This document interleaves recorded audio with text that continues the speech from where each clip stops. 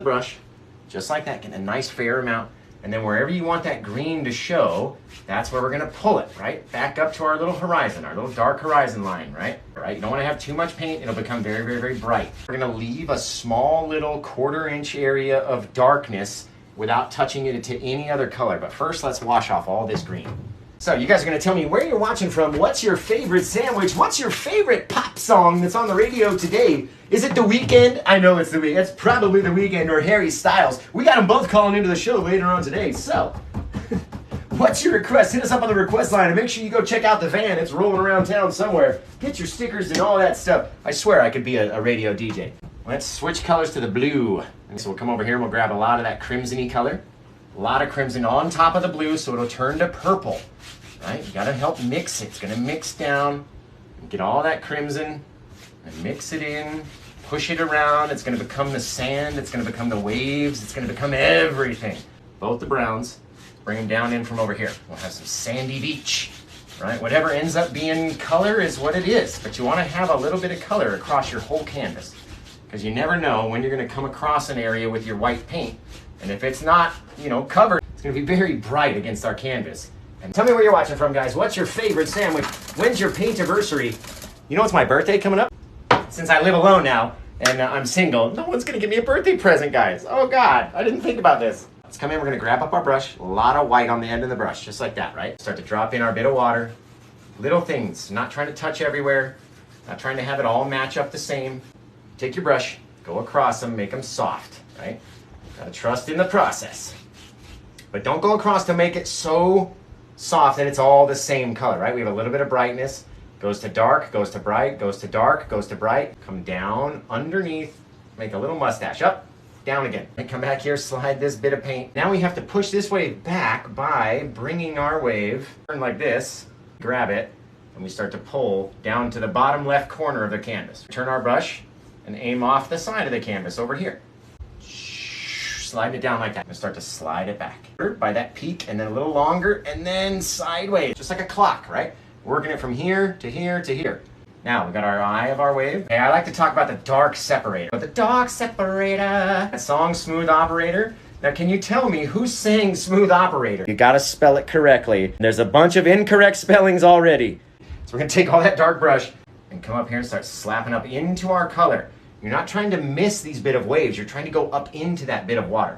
Getting it all thick and gross and nasty. We'll come back and we'll take that. We're gonna come up above, crest above the wave, right? You gotta have a little piece of it be higher than your wave. Now we're gonna ride our shadows all the way down like a roller coaster. Making our S out of the white now. You see the white line? It's turning into a long S. Right? You guys see that? I'm gonna take that same brush, it's got all that dark color on it. Start up here in the top and just start mixing it. We're gonna mix it down, we're gonna mix it down. With the amount of pressure, we can either take all this white and just make it grow down the whole canvas, or we can keep it nice and tight. And in here, just with the teeniest, tiniest, like literally 3 hairs and some air. Bob wasn't kidding when he said that. Smallest little things you can possibly do, right? And then we decide where it comes down and smashes on the ground by where we decide we're gonna pull it out, right? So you can always go back and shape it up, stick it back a little bit higher, figure out what you wanna do with yours, right? Very cool. One of my favorites already. I love these colors. Everyone's like, you paint the same thing over and over again. Wouldn't you if it came out like that every time? This is our foam, but we're gonna just pull straight sideways and watch all the colors happen in here. Little angle, sliding it further and further out here. Bam, right in front of that wave. Now this is the most fun part. And are you ready to go surfing in the USA? All right. Watch this, we're gonna go back before we go up, right? It's gotta go back before it goes up. Gotta remember, there's like a little tennis ball back here. You can't mess with it. Back and then up. Now over here, we're going more to the side and more to the top. So like I told you, we could come over here and line them up and match them up and come back down. On the side of this guy, just pull up the other direction. Very dry. And then come back in here and with our same little flicks and rotational drags, we're gonna start to pull it up, but I don't wanna cover all the eye, right? You don't really wanna touch the eye with these little flicks. So I have that little bits of black in between each one because we haven't drugged the paint up so far that it's gonna touch the eye yet, right? Same angles, now over here, same angles that we were going at before. So if you've got a bit of color up there, stay about 1/4 inch beneath it. Don't touch the dang color. We're trying to maintain that little bit of 1/4 inch, right? I'm gonna show you, you gotta do both things, right? First, we're gonna take this, we're gonna pull it straight down. That dark separator in between there is our best friend. We're gonna pull straight down, a lot of pressure. Trying to get my easel dirty, right? This is what the beginners do. They go, okay, that looks like sand, I'm done. You go, no, you're forgetting. That looks like Aurora Borealis, does it not? Sort of, right? Sort of looks similar. That looks like it would cut my feet up if we went walking out on the beach. So let's take those vertical swipes and pull them horizontally and get rid of them. Look at the difference between these two.